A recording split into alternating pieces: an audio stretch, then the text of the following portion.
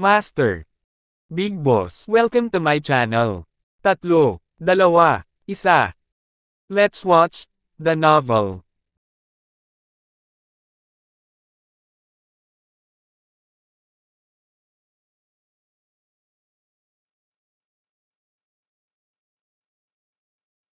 Kunin ang pera at tumakbo. Drake Hendricks. C-31, C-35. At Master Big Boss. Si Knoxridge ay ganap na natigilan. Walang intensyon ang mga security guard na humakbang para manghimasok. Sa halip, tumalikod si Flower Snake at nagsimulang maglakad papunta sa kanya, hakbang-hakbang. Anong ginagawa mo? Binabalaan kita, Mr. McCliff. Iligtas mo ako. Sa pagharap sa Flower Snake na patuloy na umaasenso patungo sa kanya, nang hina ang mga binti ni Knoxridge, at nawala ang lahat ng dati niyang katapangan. Drake, nanay niya. Nang makitang nasa panganib ang kanyang ina, hindi napigilan ni Aurelia McCliff na hawakan ang kamay ni Drake Hendricks. Ano ang silbi ng pagtawag dito na walang kabuluhan? Bilisan mo at hanapin ang Radley Ridge.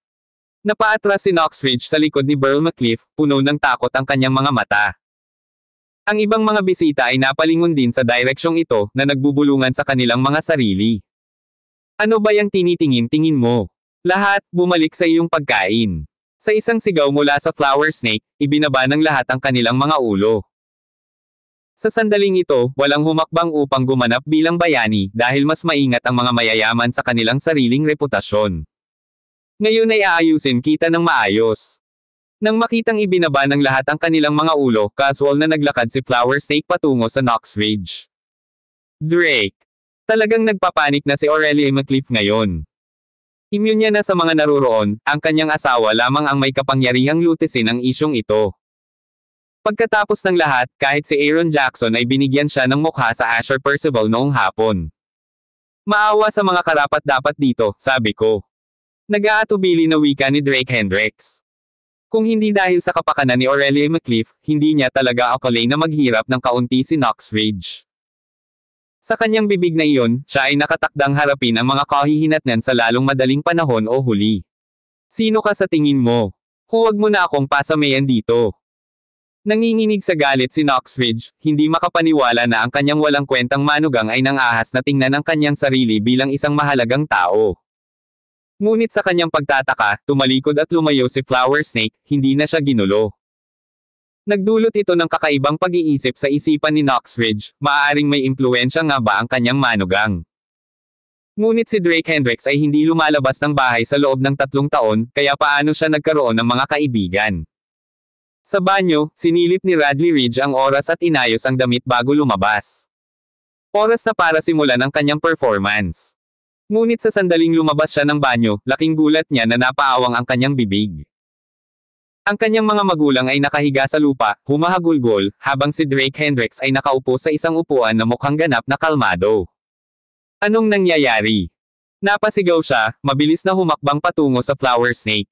Anak, sinaktan niya kaming dalawa. Hindi mo ba kilala ang mga tao sa lipunan? Tawagan mo sila, maghayganti para sa atin. Nabawi ni Mother Ridge ang kanyang fighting spirit nang makita niyang bumalik ang kanyang anak. Anong nangyayari? Si Radley Ridge ay may hindi masabi na kapeitan sa loob niya ang mismong mga tao mula sa lipunan na alam niyang nasa harapan niya, ngunit bakit nila inaatake ang sarili niyang pamilya? Anong nangyayari? Malamig na ngumiti si Flower Snake na may singkit na mga mata. Kuya, muntik mo na akong patayin dyan. Sa hapon, nagkaroon ng komprontasyon sina Jackson Brandon at Drake Hendricks at parehong hindi maiwasang mapahiya, pabayaan siya. Kung ikukumpara kay Jackson Brandon, wala siya, ni hindi karapat-dapat na tawaging umutot. Wala akong ideya sa sinasabi mo. Matigas na sabi ni Radley Ridge, itinuro ang kanyang mga magulang, bigyan mo ako ng paliwanag. Sa anumang pagkakataon ay hindi niya maipakita ang kahit kay-titing na palatandaan ng kahinaan. Not to mention na nandoon si Aurelia McCliff na nanunood, at sa mga magulang niya na binugbog ng ganito, kung nanatili pa rin siyang tahimik at nagtitiis, paano siya makikita ng iba? Kalimutan mo na siyang kausapin. Tumawag ka para bugbugin siya. Hinawakan ni Father Ridge ang kanyang namamagang mukha, halos lumuwa ang kanyang mga mata. Radley, kailangang turuan ng leksyon ang mga tulad niya. Nang makitang bumalik ang Radley Ridge, naramdaman ni Knoxridge na medyo bumalik ang kanyang kumpiyansa. Pagkatapos ng lahat, ang Ridge family ay nagkaroon ng kaunting lakas sa Morelos City, at si Radley Ridge ay isang estudyante na nag-aral sa ibang bansa, na may maraming kahangahangang kaibigan. Paliwanag. Tumango si Flower Snake at sinabing, "Sige. Ipapaliwanag ko sa iyo." Pagkatapos, marahas niyang sinampal sa mukha si Radley Ridge. Thwack! Napaatras si Radley Ridge ng ilang hakbang at bumagsak sa lupa. "Nababaliw ka na ba? Kahit sinaktan ako. Panipi." Napatulala si Radley Ridge. Ano ang nangyari sa labas sa loob ng ilang minutong pagtatago niya sa banyo? Subconsciously, sinulyapan ni Radley Ridge si Drake Hendricks at napansin niyang nakangiti ang huli. "Sinaktan ka." Malamig na tumikim si Flower Snake, "Alagaan mo siya para sa akin." Hindi pa natatapos ang mga salita, sumunod ang mabilis na pagkubkob, nagpaulan ng mga suntok at pagsipa sa Radley Ridge. "Kuya Ahas, huwag mong sinasadyang pumatay ng tao." Bulong ng paalala ni Declan Martin. Napakaraming tao sa restaurant ang nanunood, ito ay tiyak na magkaroon ng isang makabuluhang epekto. Ngunit walang tumulong dito, hindi niya kayang pukawin ang Flower Snake, at nakatayo lamang doon, walang magawang nanunood habang binubugbog ang isang customer. "Flower Snake, galit ka, damn it." Sinangga ni Radley Ridge ang kanyang ulo gamit ang kanyang mga kamay, nakahiga sa sahig na sumisigaw sa sakit. Ang mga thugs ay partikular na mabigat ang kamay, at wala pang isang minuto ay binugbog na siya ng itim at asul. "Tama na, huwag patayin ang sinuman." Dinampot ni Drake Hendricks ang kanyang chopstick at mahinahong kumagat sa kanyang pagkain. Nang matapos siyang magsalita ay napatingin ang lahat sa kanya na may kakaibang mga tingin. Makikinig kaya si Flower Snake sa kanya? Ito ba ay isang uri ng biro? Hindi ko siya kilala. Kung gusto mong lumaban, awayin mo siya, wala itong kinalaman sa atin. Hinailan ni Knox Ridge si Aurelia McCliff patungo sa kanya, nanginginig na parang dahon. Kung hindi maiwasan ni Radley Ridge ang isang malupit na pambubugbog, siya ngayon ay lubos na natakot. "Oo, hindi namin siya kilala, nagkataon lang na magkatabi kami." Nagsalita din si Burl McCliff sa pagpapaliwanag, ang kanyang tapang ay mas maliit, at mas takot sa gulo. Samantala, maingat na sinuri ni Declan Martin si Drake Hendricks, tahimik na pinagpapawisan para sa kanya. Ang Flower Snake ay may bisyo. Ang pagsasalita sa oras na ito ay humihingi lamang ng gulo, hindi ba? Ngunit, laban sa lahat, ang Flower Snake ay talagang tumigil. Nakangiting lumapit siya kay Drake Hendricks at tinanong, "Bro, may iba ka pa bang negosyo? Kung wala lang, mag-leave muna ako." Ngayon, upang tabyusan ang kanyang sarili, hindi niya ipinagkit ang Radley Ridge. "Hindi na kailangan, basta huwag kang lumaban at pumatay sa harap ko sa hinaharap, maaari nitong takutin ang aking asawa at mga biyenan." Si Drake Hendricks, nang hindi man lang tumitingin kay Flower Snake, ay pumitas ng pagkain sa kanyang plato. "Oo, tama ang lesson ni Kuya, hindi ko talaga alam na nandito si Kuya ngayon. Ayos lang, wala akong nakita ngayong araw." Itinaas pa lang ni Drake Hendricks ang kanyang baso ng alak nang agad itong punuan ng Flower Snake. Natigilan ang lahat. Ang Flower Snake na mayabang lang na itinapon ang kanyang timbang ay nagbubuhos ng alak para sa kanya.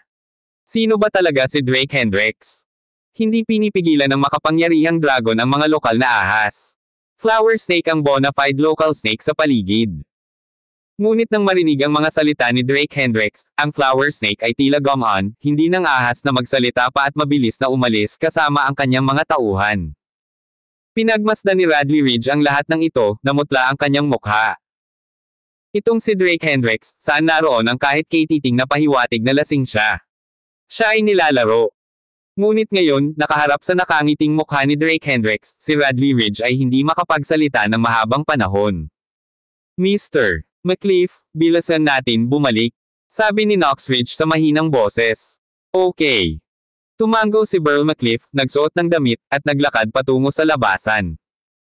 Ang pagtatagpo sa walang awa ng mga kamao ni Flower Snake ay nagpanginig sa matandang mag-asawa hanggang sa kanilang kaibuturan. "Salamat sa inumin, tandaan na bayaran ang bayarin." Pagkatapos ng ilang kagat pa ng kanyang pagkain, tumayo si Drake Hendricks, binigyan ng bahagyang ngiti si Radley Ridge, hinawakan si Aurelia McCliff sa kamay, at naglakad palabas. Sa pagmamasid sa papaalis ng mga pigire, nanginginig sa galit si Radley Ridge.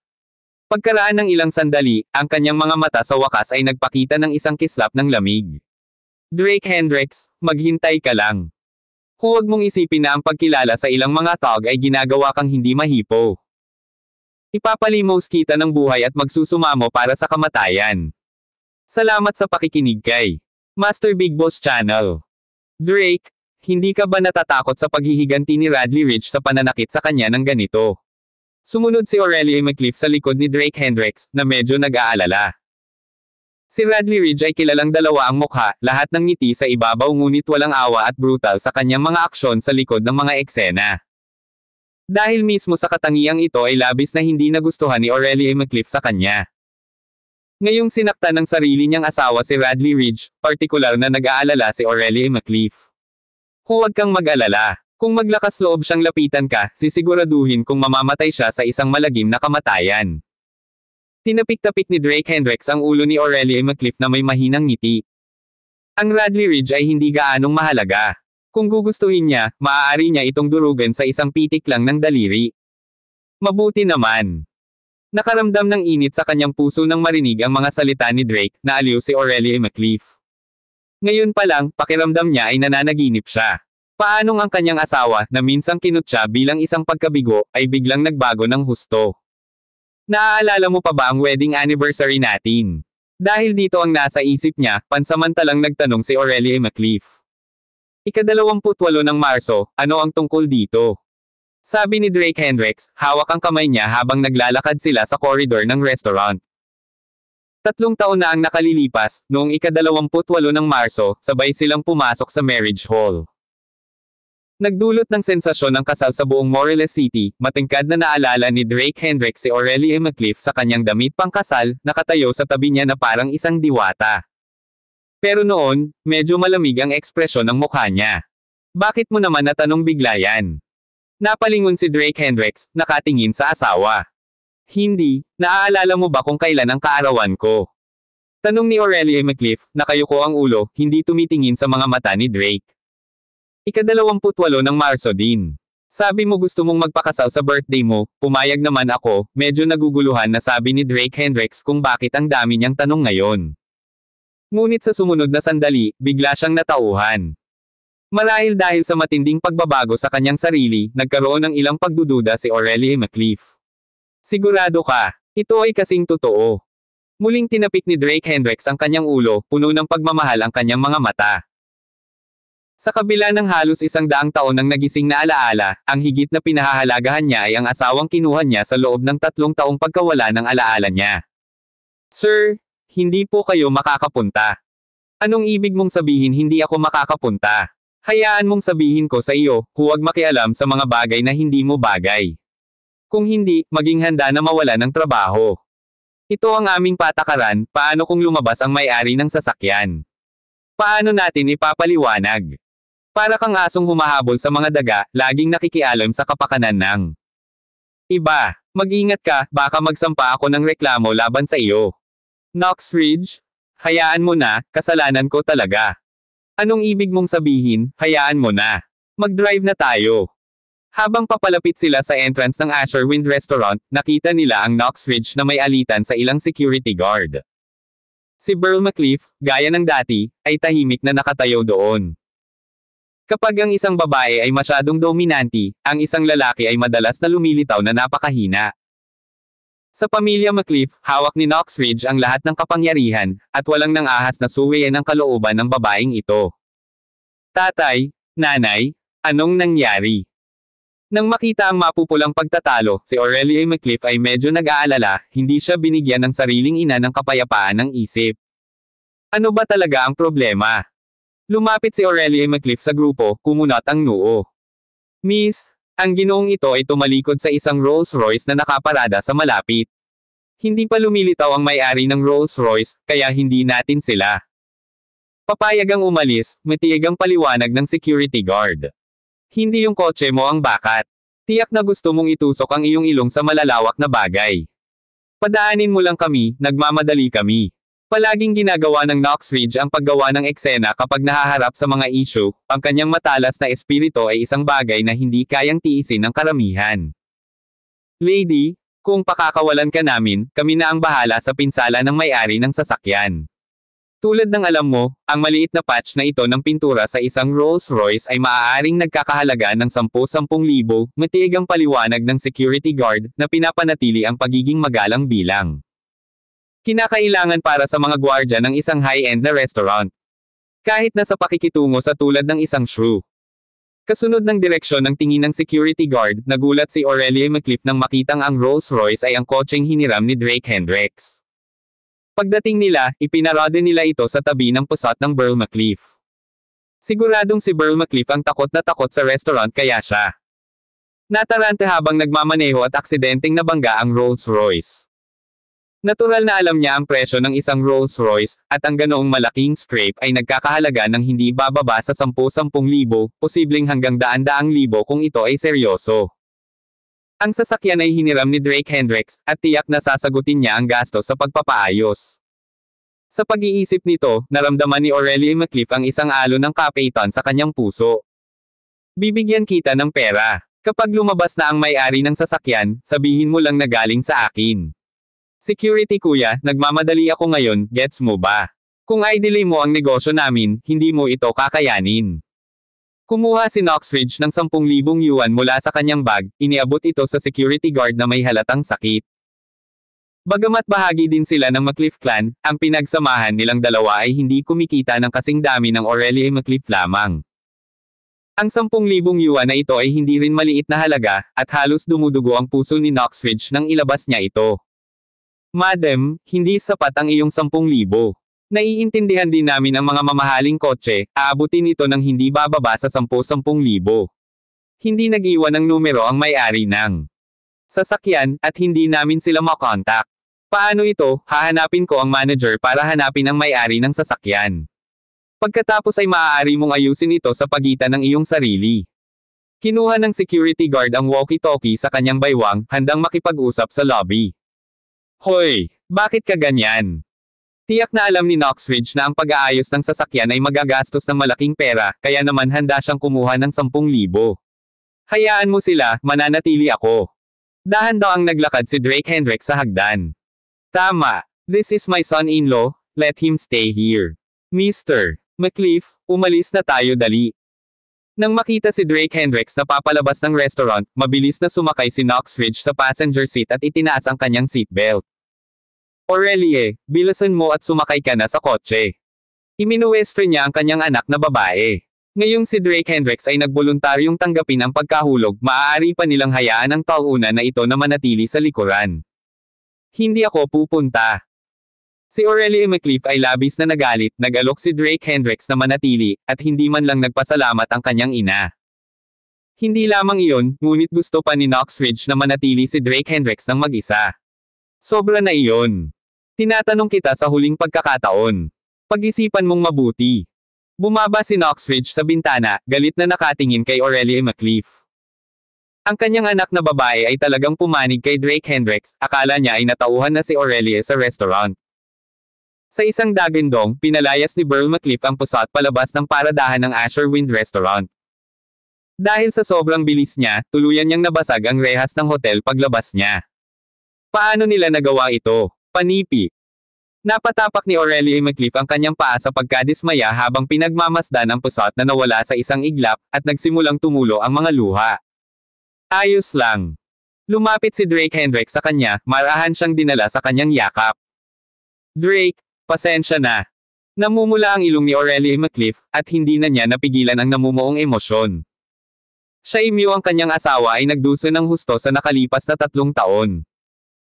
Kahit ngayon, nagawang yumuko si Jackson Brandon, ipinagpatuloy pa rin ni Drake Hendricks ang pag-accommodate sa kanyang mga magulang, all for the sake of keeping her face. Sir, nakikita mo. Lumapit ang security guard kay Drake Hendricks na medyo walang magawa, nakaramdam ng simpatiya sa pagkakaroon niya ng ganoong biyenan. Beep.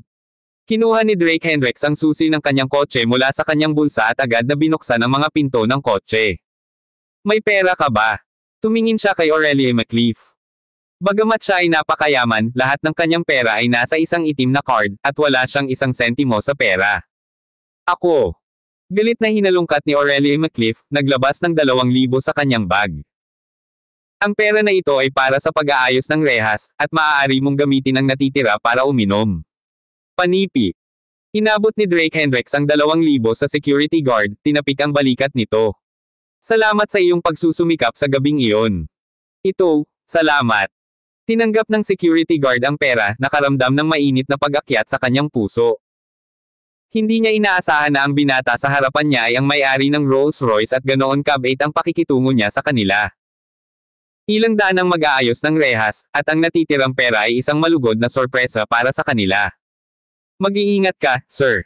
Sabay-sabay na sumaludo ang mga security guard.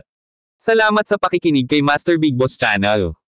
All the way, nakayuko si Aurelie McLeaf. Pakiramdam niya ay talagang hindi patas ito kay Drake Hendricks. Ako na ang magbabayad para sa pagpapaayos ng sasakyan. Nag-ipon ng lakas ng loob si Aurelie McLeaf at bumulong mula sa passenger seat. Ang insidenteng ito ay sanhi ng kanyang mga magulang, kaya siya lamang ang makakalutas nito. Walang kahit isang sentimo ang pangalan ni Drake Hendricks, at mas alam niya iyon kaysa sa iba. Ayos lang. Walang pakialam na sabi ni Drake Hendricks. Ang ilang daang libo ay isang patak lang sa balde para sa kanya. Ngayon na may hawak na itim na card, dapat mayroong hindi bababa sa 10-10 bilyon sa loob nito. At ang Titan Group talaga ang kanyang kumpanya. Hindi pwede. Ipinilig ni Aurelie McLeaf ang kanyang ulo na parang rattle drum. Kahit kamag-anak mo si Sky Hendricks, hiniram namin ang sasakyan, hindi namin pwedeng hayaang bayaran ng iba. Kahit na hindi palalampasan ni Sky Hendricks ang halagang iyon, walang alinlangang gagawin nitong mas mababa si Drake Hendricks sa paningin ng iba. Mula pagkabata hanggang sa pagtanda, si Aurelie McLeaf ay palaging napakalakas ng kalooban. May pera pa ako sa account ko. Titingnan ko kung sapat na bukas. Talaga, wala lang. Isang kotse lang, at in good terms kami ni Sky Hendricks. Humalaklak si Drake Hendricks sa gilid. Nasa kanya na ang sasakyan, kaya lang hindi pa niya iyon maipaliwanag sa kanya. Hindi lubusang matanggap ni Aurelie McLeaf ang nangyari ngayon, at kapag nalaman niyang ganoon pala ang kanyang asawa, baka matakot siya sa mismong lugar. Hindi pa tama ang oras.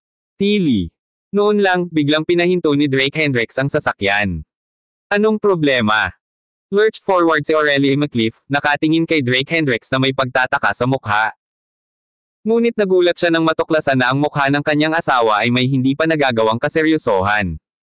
Manatili sa kotse, kahit anong mangyari, huwag kang gumawa ng ingay. Pagkasabi nito ay binuksan ni Drake Hendricks ang pinto ng sasakyan at dahan-dahang naglakad sa gilid ng kalsada.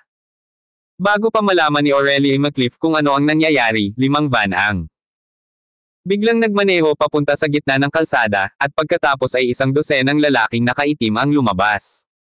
Ito ba? Biglang nagdilat ang kanyang mga pupil, at inabot niya ang kanyang telepono para tumawag ng pulis. Kahit na siya ay walang muwang, alam ni Aurelie McLeaf na sila ay nasa problema. Anak, ang lakas ng loob mo. Maya-maya lang ay nagsalita ang isa sa mga lalaking nakaitim. Dahil malalim na ang gabi, napakatahimik ng kalsada kaya malinaw na umabot sa tenga ni Aurelie McLeaf ang bawat salita. Ang tagal mo akong sinusundan, siguro pagod ka, ha? Inilagay ni Drake Hendricks ang kanyang mga kamay sa kanyang mga bulsa at malamig na tumingin sa 12 ng mga lalaking nakaitim sa kanyang harapan. Pagkalabas ng Asherwind Restaurant, napansin niyang may sumusunod sa kanya, kaya naman nagpasya siyang huminto sa kalye, naghihintay na kumilos ang mga taong ito. Ang grupong ito ay malamang na hindi tinawag ng Radley Ridge, dahil walang sapat na oras para ayusin ang naturang operasyon. Hindi ko inaasahan na matalino ka. Tumango ang pinuno ng Men in Black at nakangiting nagtanong, alam mo bang sinusundan ka namin, naglakas loob ka pa ring ihinto ang sasakyan. Kung binilisan lang ni Drake Hendricks, talagang mahihirapan silang gumawa ng isang galaw.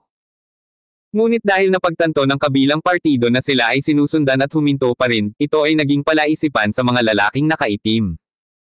Mayroong kakaunti ang mga tao sa paligid dito, ginagawang mas mahirap na kumilos. Nakangiting sabi ni Drake Hendricks na nasa bulsa pa rin ang mga kamay. Kasalukuyan silang nasa isang bagong binuo na lugar ng Moreles City. Dahil ito ay sumasailalim sa pag-unlad, walang gaanong residente. At dahil gabi na, halos wala ng sasakyang dumadaan. Hindi ko inaasahan na ganoon ka pala ka-consider sa amin. Ang lalaking nakaitim ay nagbigay ng isang masasamang ngiti, kumuha ng isang sigarilyo sa kanyang bulsa. Gusto mo bang si Imo ang nagpadala sa atin? Hinugot niya ng malalim ang kanyang sigarilyo, nagtanong sa malalim na boses. Hindi kaya mga taong ipinadala ni Jackson Brandon, di ba? Matapos pag-isipang mabuti, napagtanto ni Drake Hendricks na ngayon lang niya sinaktan si Jackson Brandon. Upang lumikha ng ganoong kaguluhan, si Otis McCliff ay walang lakas ng loob, at si Wellington McCliff ay mas malamang. Hindi nagkakamali, pagod ka na talagang mabuhay, nangangahas na masaktan kahit si Mr. Brandon.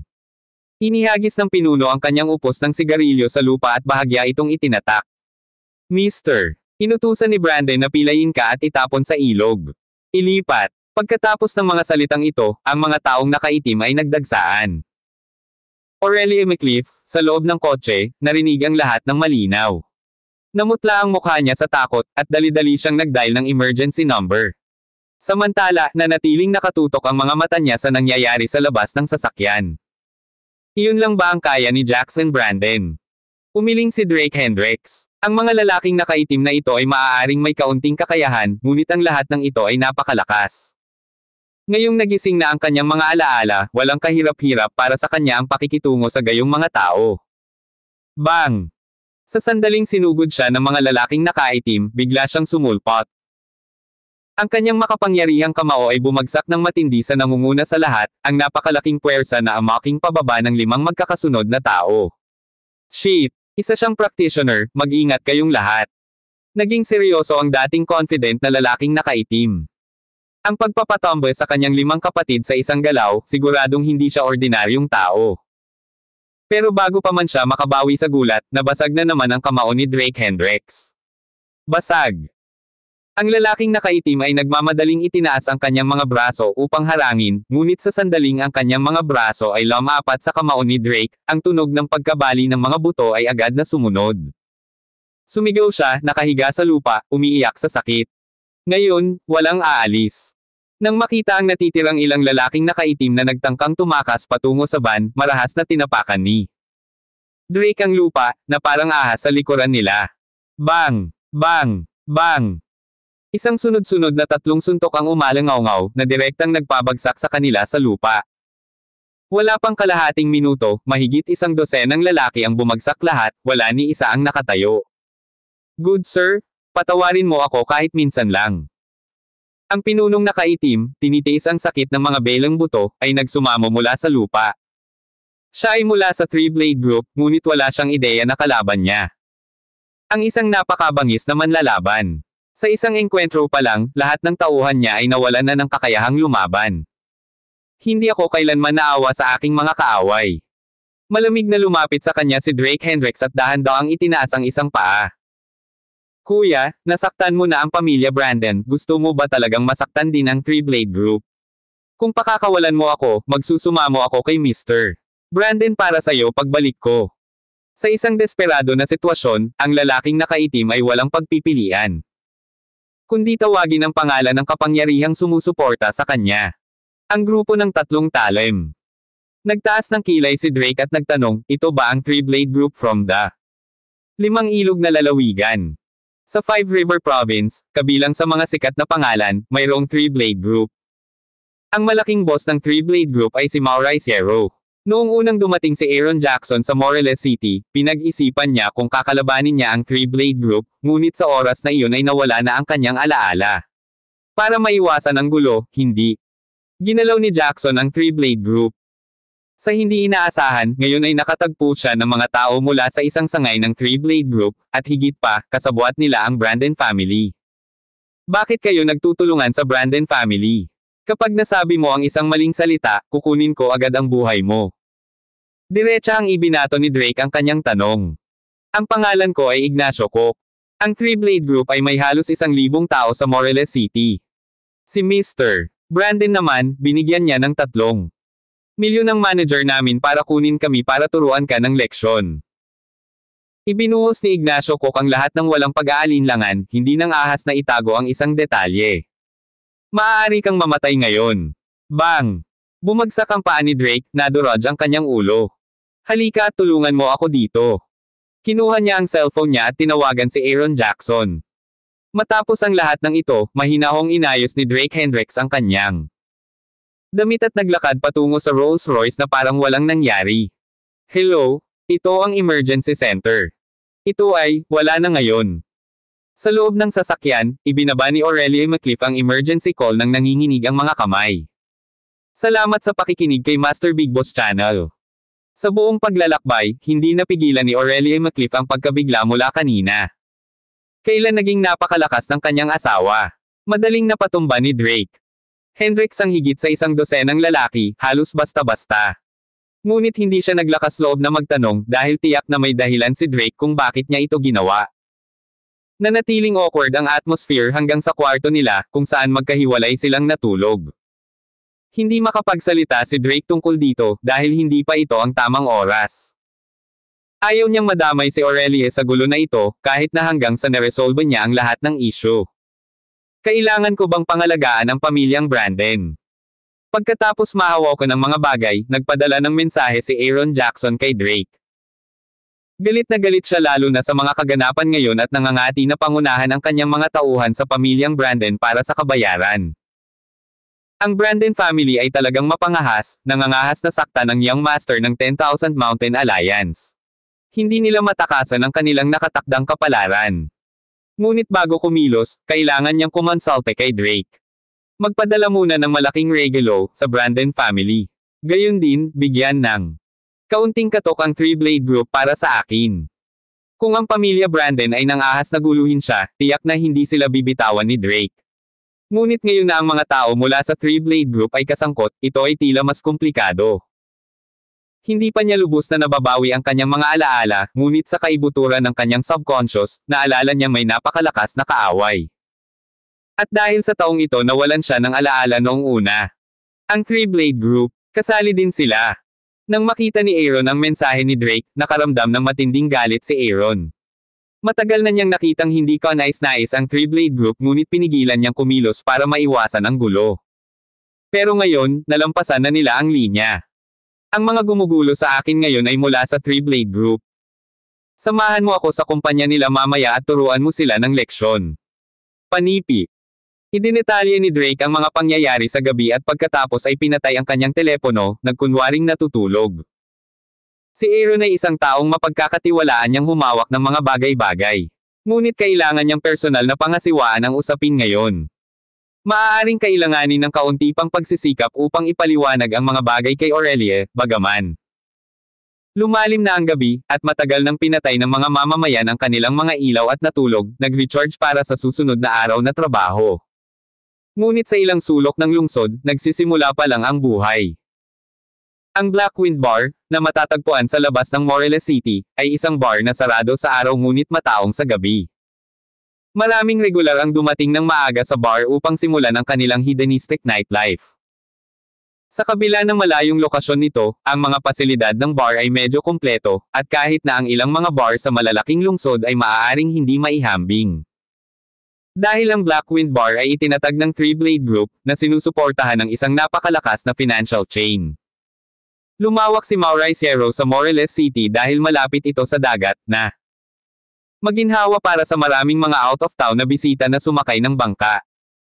Sa sandaling ito, isang grupo ng mga tao ang bumaba sa kanilang mga sasakyan, handang pumasok sa bar.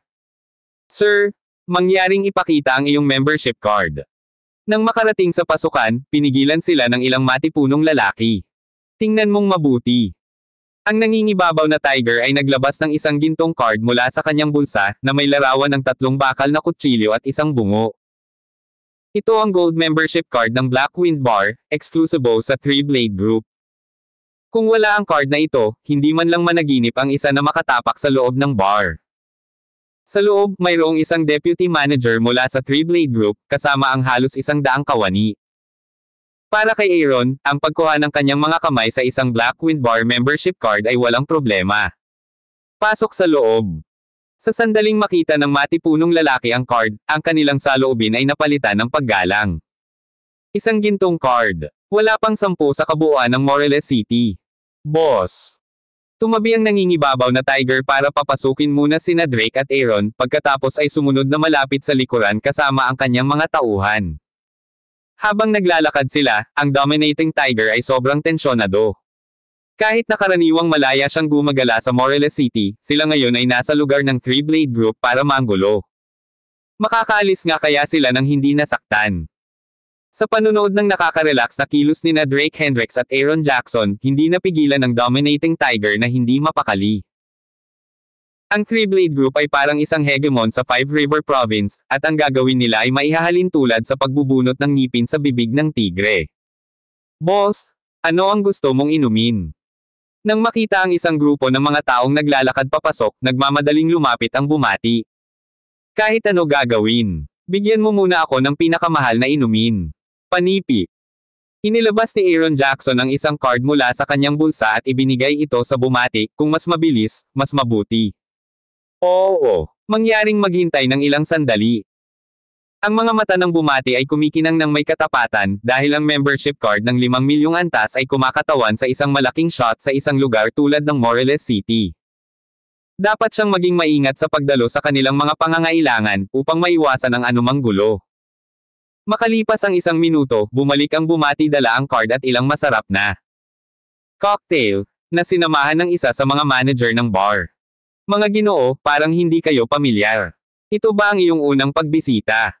Bihira ang mga customer na makakapag-recharge ng 5 milyon sa isang pagkakataon. Naalala ng manager ng lobby ang bawat isa, ngunit wala siyang maalala sa mga taong ito. Napaka hindi pamilyar. Inirerekomenda ng isang kaibigan ang lugar. Ikinawi ni Aaron Jackson ang card ng dominating Tiger at sinabing, nandito kami para magnegosyo, at magsaya habang ginagawa namin ito. Ayon sa pag-iisip ni Aaron Jackson, maaari lamang nilang basagin ang bar kasama ang kanyang mga kapatid dahil mayroon siyang lakas na gawin iyon. Ngunit hindi sumang-ayon si Drake Hendricks, iginiit na bisitahin ang bar upang makita, pumatay gamit ang psikolohikal na taktika, at humantong sa sakuna sa ibang lugar. Bagamat hindi naiintindihan ni Aaron Jackson, wala siyang pagpipilian kundi ang sumunod. Sumunod ka sa akin. Guided by the lobby manager, dumating sila sa isang table. Sa sandaling ito, ang mga bisita dito ay nagiinuman at nagpapasaya, marami ang nakikipagkompetensya sa bilis ng pag-inom upang makita kung sino ang maaaring uminom ng pinakamabilis. Sa tabi nila, maraming babae ang humihiyaw, na nag-uudyok sa kagustuhan ng mga lalaki na makipagkompetensya. Magulo ang bar, at halatang hindi nagbibiro. Ang Three-Blade Group lamang ay kumita ng mahigit 1 bilyon sa isang taon mula sa Black Wind Bar. Sa makatuwid, lubos na pinahahalagahan ni Mauricio ang turf sa Morelos City at nagtalaga ng maraming tao mula sa Three-Blade Group dito. Bukod dito, 2 beses niyang sinisiyasat ang lugar bawat buwan. Nakatawag ng pansin ang hitsura ni Drake Hendricks at ng kanyang mga kasama, dahil sa dinami-dami ng customer na pumunta rito, kakaunti ang personal na sinamahan ng manager ng lobby. Ang bilis ng pag-inom na ito ay masyadong mabagal, maaari kong tapusin ang isang bote sa loob ng 2 segundo. Umupo si Drake Hendricks sa kanyang upuan at sinabing casual, may iinom ba sa akin? Kung sino man ang manalo ay maaaring magalis ng 100,000 sa isang pagkakataon. Naglagay si Aaron Jackson ng 10 bundle ng $100 na perang papel sa mesa, agad na nagpakinang ang mga mata ng lahat. To be honest, first time ko dito, kaya wala na akong alam na iba. Narito ang pera, kung mayroon kang kasanayan, huwag mag-atubiling kunin ito. Ito ay simula pa lamang, kung magkano ang mawawala sa akin ay depende sa iyong kakayahan. Nag-cross leg si Drake Hendricks at walang pakialam na sinabi. Pagkatapos niyang sabihin ito, ang mga customer, na parang na-injected ng adrenaline boost, ay nagsimulang kuskusin ang kanilang mga kamay sa pag-asa. Dahil may madaling markang namimigay ng pera, bakit sila tatanggi? Marami pa nga ang naglagay ng kanilang pag-asa kay Drake Hendricks, na naghahanap upang mabawi ang isang halaga mula sa kanya. Kung walang pagtutol, magsimula tayo. Sinulyapan ni Drake Hendricks ang mga customer at itinulak ang 100,000 pasulong. Mauna na ako. Isang nasa katanghaliang gulang na lalaki ang naglabas din ng 100,000 na mga papel de bangko, ang kanyang mga mata ay nagpapakita ng isang matako na kislap. Oo naman. Tumango si Drake Hendricks at ngumiti, pinagmamasdan ang lalaki. Kung gayon hindi ako magpipigil. Huminga ng malalim ang nasa katanghaliang gulang, kinuha ang bote, at nagsimulang uminom. Masyadong mabagal. Kasabay nito, hinawakan ni Drake Hendricks ang isang bote gamit ang isang kamay, nabasag ang ilalim, at mabilis na sinipsip ang isang buong bote ng alak sa kanyang tiyan. Wala pang kalahating bote ang naibaba ng lalaking nasa harapan niya. Pasensya na, nawala ka. Thud. Inihagis ni Drake Hendricks ang bote sa mesa at sumilay ang ngiti sa kanyang mga labi. Salamat sa pakikinig kay Master Big Boss Channel. Wow! Isang sigaw ng pagkagulat ang nanggaling sa mesa. Salamat, kuya. Hawak ni Aaron Jackson ang 100,000 na cash sa harap ni Drake Hendricks at hinawakan ni Aaron Jackson ang 100,000 na pera sa harap ni Drake Hendricks at nagtanong, may gusto pa bang sumama? Gagawin ko. Ang kabiguan ng unang panauhin ay hindi nagpapahina sa iba. Sa kabaligtaran, mas maraming tao ang sabik na subukan. Ang kaisipan ng mga parokyanong ito sa bar ay palaging pareho, lagi nilang iniisip na magtagumpay sila. Ngunit madalas, pagkatapos lamang ng kanilang kabiguan na malinaw nilang nakikita ang kanilang sarili. Pagkaraan ng ilang pag-ikot, marami ang umalis na nanlulumo, dumating na puno ng laban, ngunit nang umalis sila sa kanilang mga upuan, lahat sila ay tila mga taunang tandang. Ang maingay na kaguluhan ay mabilis na nakakuha ng atensyon ng hindi mabilang na iba, na isinantabi ang kanilang ginagawa at nagtipon-tipon upang tingnan kung ano ang nangyayari. Nang makita nila ang maliit na bundok ng pera sa mesa ni Drake Hendricks, marami ang nakaramdam ng surge of hormones at rush ng excitement. Sa pagtatapos, ang pera sa harap ni Drake Hendricks ay patuloy na natambak, at halos hindi ito mahawakan ng mesa. Ano bang nangyayari? May nagdudulot ng gulo. Tanong ng isang kalbong lalaki na nakakunot ang noo, sa di kalayuan. Ang kanyang pangalan ay Sonny Ridge, at siya ang deputy manager ng sangay ng Three Blade Group sa Morelos City. Palagi niyang binabantayan ang Black Wind Bar, na responsible sa pagpapanatiling mahusay sa lugar para sa Three Blade Group. Ngayon, nakakakita ng isang estranghero na nagdulot ng gayong kaguluhan, siya. Bilang representante na tagapamahala, ay nakaramdam ng hindi mapakali. Kuya, pinagmamasdan namin siyang mabuti. Ang taong ito ay nakakuha ng kaunting pera mula sa aming bar sa loob lamang ng kalahating oras. Kung magpapatuloy ito, hindi maglalakas loob na bumalik ang aming mga customer. Tumugon ang manager ng lobby sa mahinang boses sa tabi niya. Siya ay nakatayo sa pamamagitan ng buong oras, ngunit hindi mahalaga kung paano siya nagmamasid, hindi niya makita ang anumang panlilinlang mula sa kabilang partido. Hindi pa siya nakakita ng ganoong paraan ng pag-inom.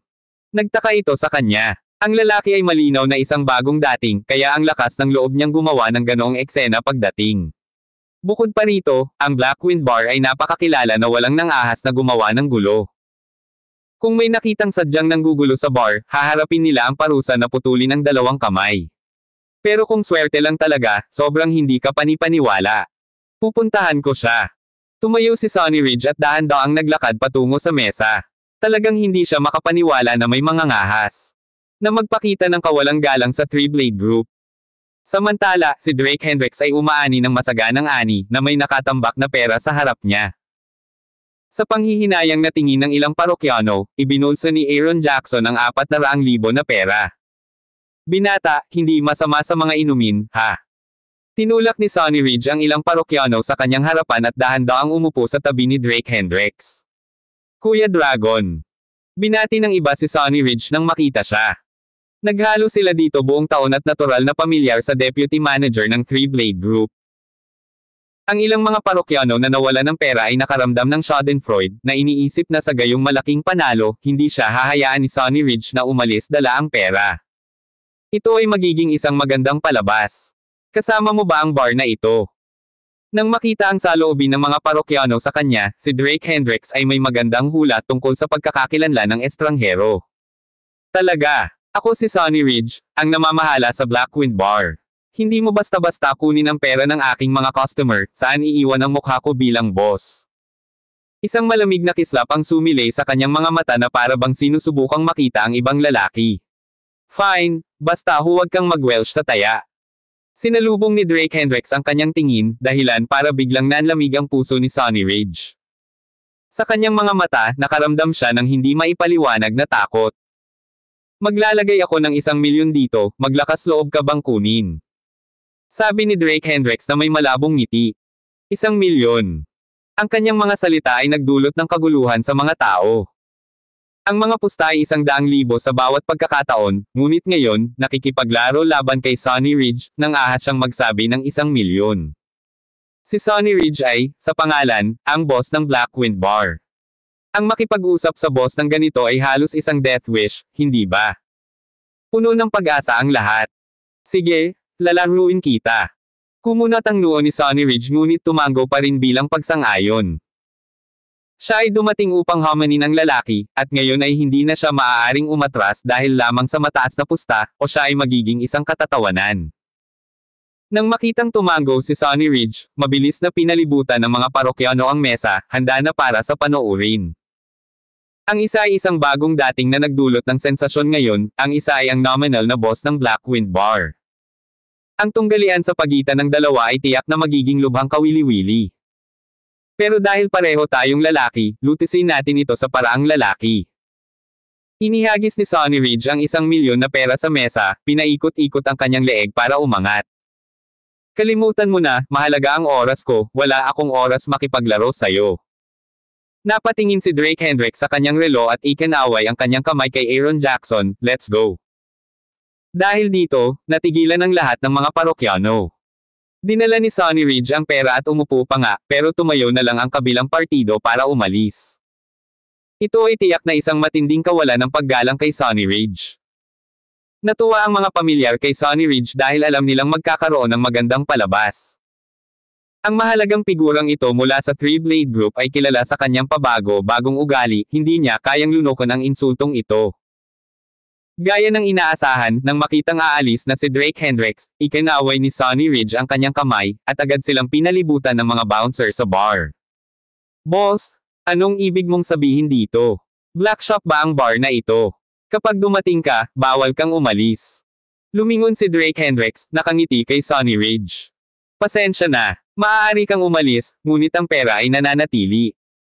Dahan-dahang bumangon si Sonny Ridge, itinuro ang kahon sa kamay ni Aaron Jackson, iwan mo ang pera, at makakaalis na ang mga lalaki. Anong ibig mong sabihin dito? Pinaikit ni Aaron Jackson ang kanyang mga mata, naglabas ng nakakapangilabot na aura, at ang mga lalaking kasama niya ay naghanda na rin para sa pakikipaglaban. Biglang naging tense ang hangin. Milyon ang sinasabi ko dito bawat minuto, hindi mo kakayanin ang kawalan kung itatago mo ako dito. Hindi naman kinabahan si Drake Hendricks bagkus ay ngumiti lang siya ng mahina. Milyon. Pagkatapos ay tumaya tayo ng 1,000,000. Manggahas o hindi. Kung manalo ka, kunin mo ang pera at umalis ka, sisiguraduhin kung walang problema. Tinapik ni Sonny Ridge ang kanyang dibdib bilang garantiya. Dahil napaka-confident mo, bakit hindi ako nag-oobliga? Tumayo si Drake Hendricks, kalmadong nakatingin kay Sonny Ridge. Sabihin mo sa akin, paano natin gagawin ito? Isang kislap ang kumislap sa mga mata ni Sonny Ridge dahil hindi siya makatanggi sa ganoong madaling puntirya. Kahit anong laro, hindi nababago ang kinalabasan ng kanyang pagkapanalo. Dahil nasa bar tayo, inom tayo. Mayroong 2 kahon ng alak, bawat isa ay may 24 na bote. Tingnan natin kung sino ang mas makakainom sa loob ng 5 minuto. Ang pinakamaraming umiinom ang panalo. Ang tunay na lalaki ay hindi matatakot uminom, di ba? Mahina ang wika ni Drake Hendricks. Wow! Ang daming tao sa isang iglap. Sa Morelos City, hindi maliit na halaga ang 1,000,000. At para tumaya ng basta-basta, dapat talagang kumpiyansa ang isa. Paano ko malalaman kung kaya mong mawala? Kahit na si Sonny Ridge ay lihim na natutuwa, nanatili siyang kalmado sa harapan. Itong card. Hindi mo masasabi sa akin na hindi mo ito nakikilala, hindi ba? Naglabas si Aaron Jackson ng isang itim na card at ipinamalas ito sa harap ni Sonny Ridge. Nasaan ang pera mo? Gusto namin ng pera. Sige, kunin mo ang pera. Malawak na ikinaway ni Sonny Ridge ang kanyang kamay, nanginginig sa pananabik. Bilang boss ng bar, syempre, nakilala niya ang itim na card, naglalaman ito ng hindi bababa sa 1,000,000,000. Ilang sandali pa, isang alapers mula sa bar ang lumakad papunta sa inuman na may dalang 10 maliliit na kahon. 1,000,000 bawat kaso, 10 sa kabuuan. Binuksan ni Sonny Ridge ang bawat kaso ng isa-isa, seryosong nagsalita, napakaraming saksi dito, mas mabuting huwag kang matuwa sa taya. Totoo silang lahat. Ininspeksyon ng mabuti ni Aaron Jackson ang mga kaso at saka tumango kay Drake Hendricks. Kung ganoon, simulan na natin. Bahagyang ngumiti si Drake Hendricks, casual na kumuha ng bote ng beer, tinanggal ang takip gamit ang kanyang daliri, at nagsimulang humiga. Si Sonny Ridge, hindi dapat madaig, ay nagbukas ng mga bote sa alapers para sa kanya. Ngunit sa sobrang bilis ng pag-inom niya, pagkatapos ng 3 bote, si Sunny Ridge, sa paniniwalang mayroon siyang kahangahangang pagpaparaya, ay naramdaman niyang kumakulom ang kanyang tiyan, at siya ay napasuka. Samantala, naubos na ni Drake Hendricks ang mahigit 1 dosenang bote, na para bang isang malawak na lalagyan ang kanyang tiyan, na patuloy na ibinubuhos sa kanyang lalamunan. Nagulat ang lahat, tao pa ba siya? Sa oras na natapos ni Drake Hendricks ang huling bote, 6 na lamang ang nagawa ni Sunny Ridge. Kumikilam na parang bola ang tiyan niya at naging purple ang mukha niya. Tapos na ang oras. Dahil ganito, salamat sa kabutihang loob, Kuya Dragon. Kukunin ko ang pera at aalis na ako. Tumayo si Drake Hendricks, inilapag ang huling walang laman na bote sa mesa, at binigyan ng bahagyang ngiti si Sunny Ridge. Sunod na kabanata. Salamat sa pakikinig kay Master Big Boss Channel.